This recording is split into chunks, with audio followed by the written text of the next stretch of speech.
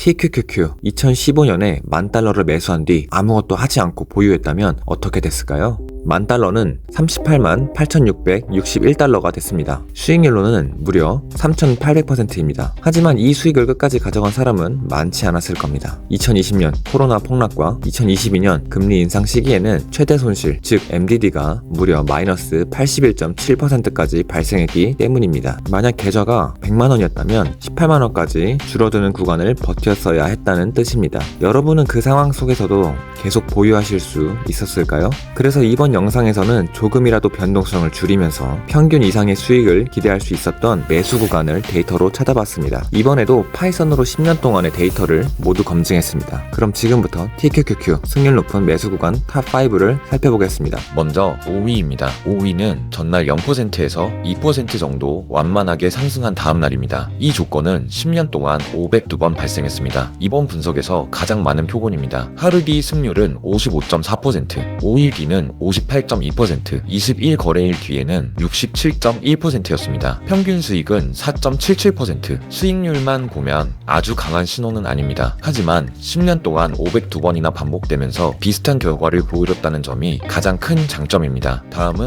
4위입니다. 4위는 4일 이상 연속으로 상승한 이후입니다. 이 조건은 116번 발생했습니다. 하루 뒤 승률은 58.6%였지만 평균 수익은 마이너스 0.19%였고, 즉 바로 다음날 추격 매수하는 것은 좋은 결과를 보이지 않았습니다. 하지만 시간이 지나면서 결과가 달라집니다. 5일 뒤에는 승률이 60.3%, 20일 거래일 뒤에는 승률 69.8%, 평균 수익 4.72%. 흥미로운 점은 앞서 분석했던 속슬과 FAS 그리고 디펜은 모두 연속 하락 이후가 좋은 매수 구간이었습니다. 그런데 TQQQ는 반대로 연속 상승 이후가 상위권에 올랐습니다. 다만 단기 추격 매수는 좋은 결과를 보이지 않았고, 어느 정도 시간을 두었을 때 성과가 개선되는 특징이 나타났습니다. 다음은 3위입니다. 3위는 CCI가 마이너스 200 이하로 내려간 극단적인 과매도 구간입니다. 이 조건은 30번 발생했습니다. 이번 랭킹 가운데 가장 적은 표본입니다. 하루 뒤 승률은 56.7%, 5일 뒤도 56.7%, 20일 거래일 뒤에는 66.7%였습니다.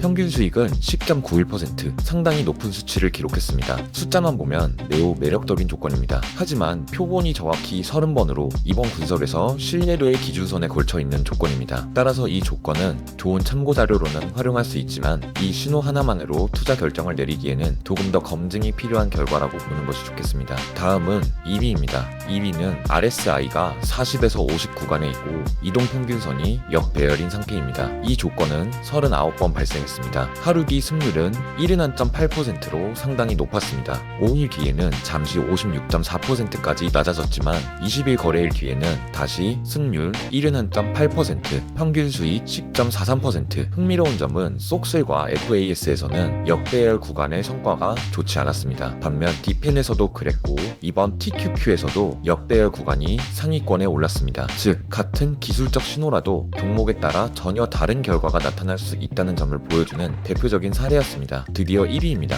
가장 좋은 성과를 기록한 조건은 RSI가 30에서 40 구간에 있고 이동평균선이 정배열인 상태였습니다. 쉽게 말하면 상승 추세는 유지되고 있지만 가격은 잠시 쉬어가는 조정 구간입니다. 이 조건은 38번 발생했습니다. 하루 뒤 승률은 57.9%로 특별하지 않았습니다. 하지만 시간이 지나면서 결과가 점점 좋아졌습니다. 5일 뒤에는 승률이 63.2%, 20일 거래일 뒤에는 승률 73.7%, 평균 수익 5.61%.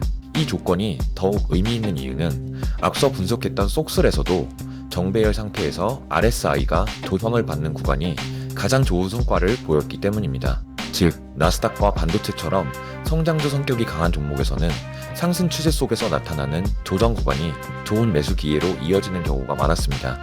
물론 이것이 앞으로도 반복된다는 의미는 아닙니다. 하지만 적어도 지난년의 데이터에서는 이 조합이 가장 안정적인 성과를 보여주었습니다.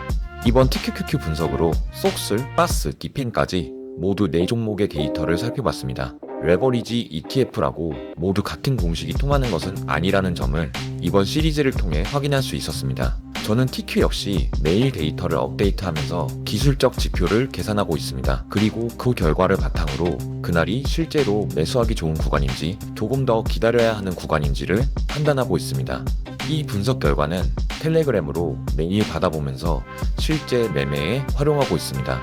여러분도 이런 데이터를 함께 받아보면서 투자에 참고하고 싶으시다면 구독 한 번씩 부탁드리겠습니다. 앞으로도 다양한 종목을 같은 방식으로 분석하고 데이터로 검증한 결과를 꾸준히 공유해드리겠습니다. 투자는 예측이 아니라 확률입니다. 다음 영상에서도 데이터로 함께 검증해보겠습니다. 감사합니다.